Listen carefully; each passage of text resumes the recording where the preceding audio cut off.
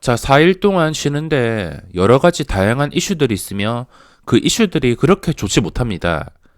토요일 아침부터 김정은이 비료공장 준공식에 참석했다는 소식으로 인해서 대북주 쪽으로 개인 투자자들의 관심이 몰리고 있지만 4일 동안 휴장하는 가운데 세계 주요 증시들이 급락이 나오고 있습니다. 일본 증시, 유럽 증시, 미국 증시, 주요국들이 급락이 나오고 있으며 우리나라가 수요일 시장에서 마감을 한 다음에 나스닥이 3.5% 급등이 나왔지만 지금 이 양봉을 다 잡아먹고서 그 밑에서 마감했다는 게 문제가 되는 상황입니다. 제가 중요하게 생각하는 원칙 중 하나가 올라갔던 자리를 유지해주지 못한다면 이거는 하락이 나올 가능성이 굉장히 높습니다.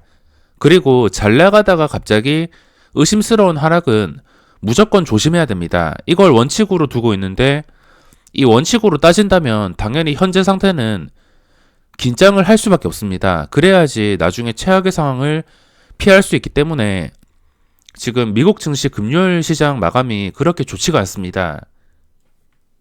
제가 이런 원칙을 내세우고 있기 때문에 이때 2월 18일 날 영상을 보시면 아시겠지만 이때 몇 개월 동안 가지고 있던 주식을 전부 다 정리했습니다. 물론 그 주식의 추세가 이날 좀 의심이 많이 되긴 하였고 이때까지는 좀 버티긴 했는데 이때부터 좀 분위기가 심상치 않아서 추세가 많이 꺾이는 것 같아서 그래서 정리를 하게 되었습니다. 이렇게 원칙을 지키다 보면 불필요한 손실을 막을 수 있기 때문에 물론 여기서 매도했다가 지수가 끝까지 올라간다면 당연히 아쉬울 수가 있습니다. 하지만 돈을 최대한 안전하게 지킬 수 있어야지 그 다음 기회도 잡을 수 있기 때문에 지금은 당연히 주의를 해야 되는 상황입니다. 일단 우리나라 시장이 수요일까지 거래가 되고서 목금토일 쉬고 있는데 월요일 시장은 정상적으로 개장이 됩니다. 금요일 시장까지 안 좋게 마감. 그러면 당연히 월요일 시장에 긴장할 수밖에 없습니다. 일단 미국 증시가 4월 29일 수요일 시장에서 치료제에 대한 기대감 때문에 호재가 있어서 급등을 했지만 그 다음 날부터 경계 침체, 실업 대란 이런 안 좋은 소식들로 줄줄이 악재가 나오다 보니까 더 이상 추가 상승에 부담을 느꼈는지 여기서 음봉이 나왔습니다. 물론 목요일 시장에서 이런 봉은 그렇게 문제가 되지 않지만 목요일 시장에서 유럽 증시가 급락했습니다. 그리고 니케이도 목요일 시장에서 3%까지 나가다가 2%에서 마감. 그러니까 올라가다가 이 올라가는 것을 실패한 다음에 금요일 시장에서 3% 가까이 무너졌습니다. 그러면은 전 고점도 못 지킨 상태인데 단순히 차트만 봤을 때 지금 악재를 다 떠나서 단순히 차트만 봤을 때는 이 상승폭을 지켜주지 못했기 때문에 안 좋은 상태를 할 수 있습니다. 좋아지려면 최대한 이 구간, 전 고점 구간을 돌파를 하고 지켜줘야 되지만 지켜주지 못하고 그대로 하락해서 마감을 하게 되었습니다.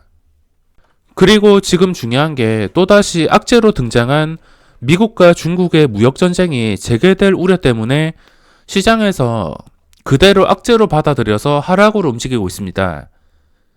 무역전쟁이 그동안 정말 지겨웠는데 이게 또 문제가 될 우려가 있습니다. 미국 증시가 금요일 시장에서 큰 폭으로 하락 마감하였으며 현재 미국 증시의 악재가 무엇인지 아시겠지만 4월 제조업 구매 관리 지수가 2009년 4월 이후 11년 만에 최저치로 떨어지면서 하락에 힘을 실기도 했습니다.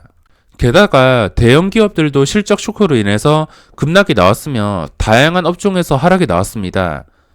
지난 하락이 정말 무서웠는데 또 지난번 하락이 재현되지 않을까 주의를 해야 될 것 같습니다. 아직까지는 황금선을 깨거나 완전히 추세 이탈을 하지 않았습니다. 하지만 지금 가장 제가 중요하게 보는 것이 지금 악재를 떠나서 상승했던 폭을, 고점 폭을 반납한 거, 지켜주지 못한 거, 이렇게 분위기가 심상치 않거나 한 개라도 찝찝한 게 있다면 그거에 맞게 대응을 해주면 되는 것이며 대응을 했을 때 말도 안 되는 상황의 하락을 피할 수가 있습니다. 이때까지만 하더라도 미국 증시가 이런 식으로 폭락할지 아무도 알 수 없었습니다. 폭락하기 전에도 징조가 있었는데 상승폭을 지켜주지 못한 좀 의심스러운 음봉. 그동안 정말 잘 나가던 미국 증시가 하루 만에 뭐 3% 넘어서 5%, 뭐 그리고 하루 만에 10% 이렇게 하락이 나올 거라고는 아무도 상상을 못했을 겁니다. 하지만 지금 황금선을 깨버리고서 추세를 완전히 이탈한다면 그때부터는 엄청난 하락이 나온다 하더라도 지금 이상할 게 전혀 없는 상태이기 때문에 주의를 하는 게 맞다 생각합니다. 그리고 최근에 이 정도 폭의 하락이 안 나왔는데 이 정도 폭의 하락이 나왔다면은 4월 21일 화요일 시장에서 이런 하락이 나왔습니다. 상승을 깨버리는 이런 의심스러운 음봉이 나왔는데 이런 음봉이 나온 다음에 그대로 그 다음 날에 회복을 해주면 상관없습니다.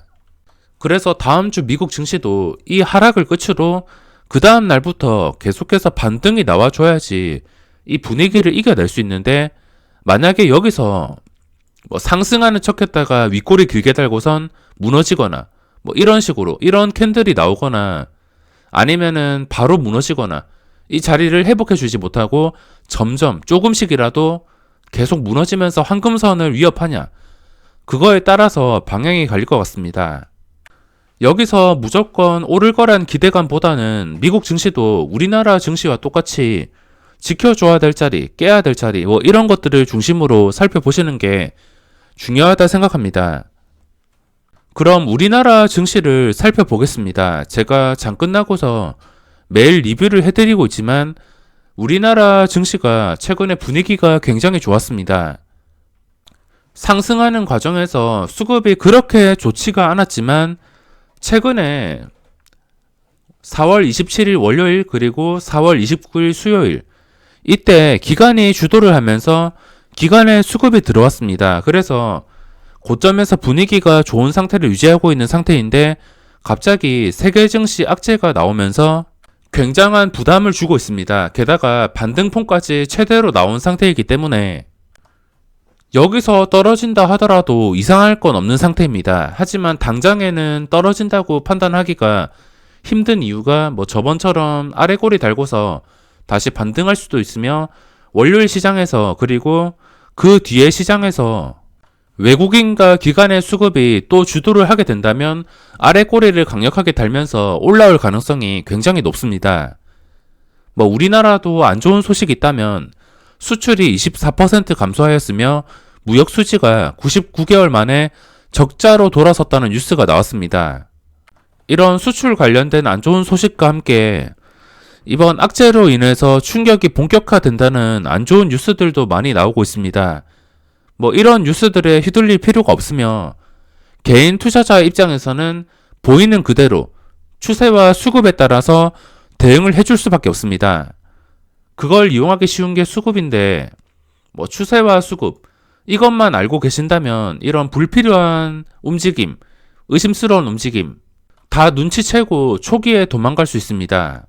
최근에 우리나라 수급을 보시면 현재 코스닥은 좋지가 않습니다. 코스닥은 제가 매번 말씀드리지만 장기적으로 이 기관과 외국인 쪽에서 코스닥은 올려줄 생각이 없습니다.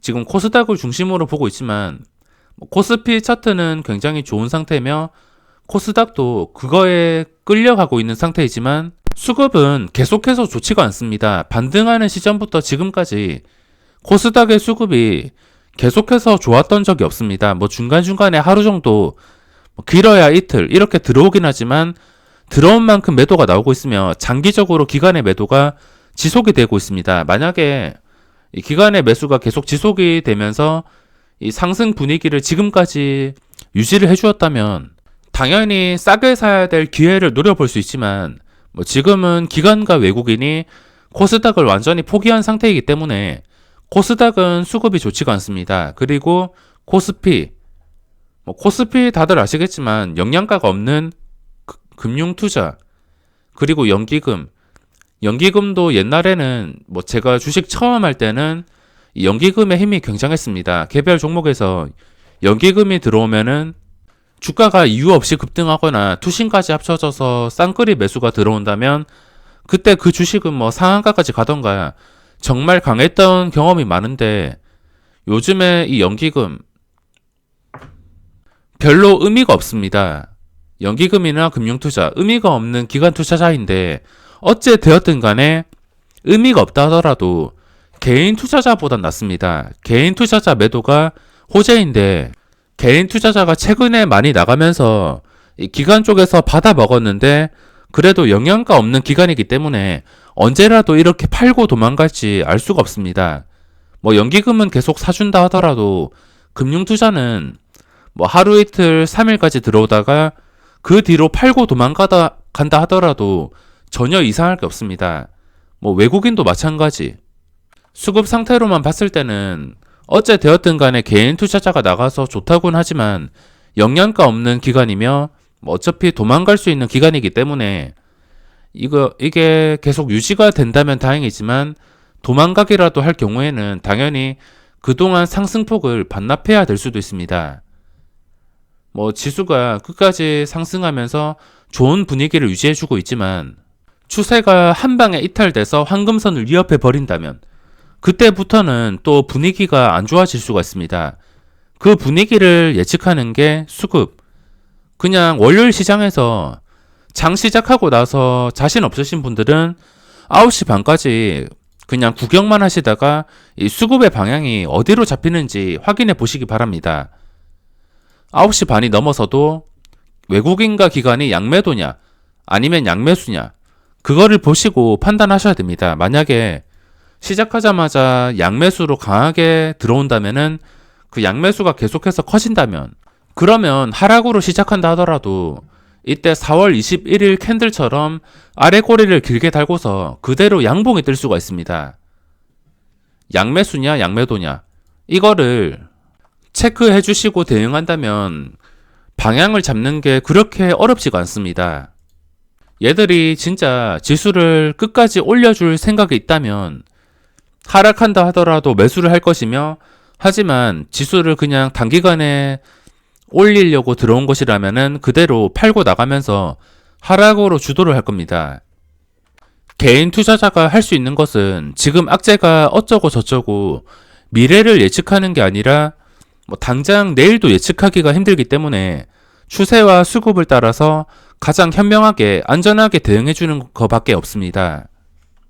주식을 오랫동안 하신 분들은 아시겠지만 악재가 무엇이든 간에 추세와 수급이 유지가 된다면 지수는 상승하게 되어 있습니다. 하지만 악재가 아닌 호재가 있다 하더라도 추세와 수급이 유지가 되지 못한다면 지수는 무너질 가능성이 굉장히 높아집니다. 마지막으로 신용장고. 현재 신용장고가 또다시 걱정이 될 만큼 크게 치솟았습니다.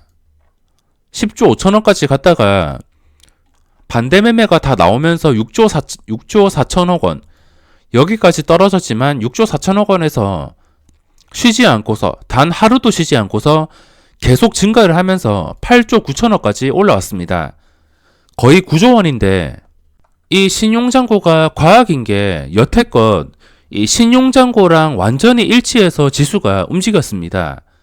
신용장고가 많아지면 많아질수록 지수는 폭락하게 되어 있으며 최저치를 찍었을 때 지수는 급하게 반등합니다. 작년도 마찬가지입니다. 작년 8월 보시면은 신용장고가 최대치로 치솟았다가 10조 5천억 원 여기까지 치솟았다가 지수가 8월까지 무너지게 됩니다.